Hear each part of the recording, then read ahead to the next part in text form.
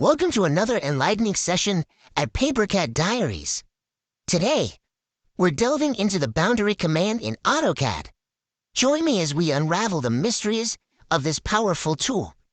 Designed to effortlessly define areas and create boundaries within your drawings. From outlining spaces to generating precise boundaries, we'll explore the ins and outs of this essential feature.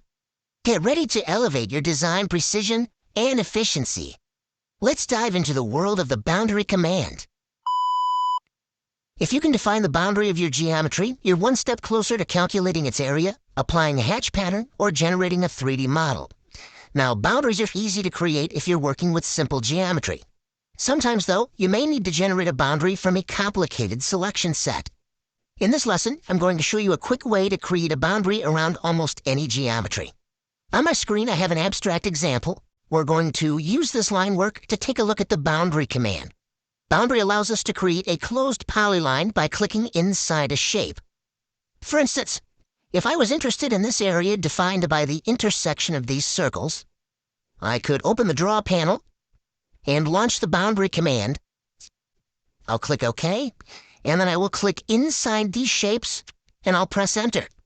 As you can see, using boundary, I created a closed polyline representing this area.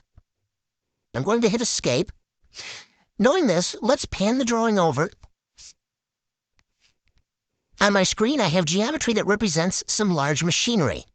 Let's say that I need to calculate the square footage of this geometry to help determine where it will fit inside my floor plan.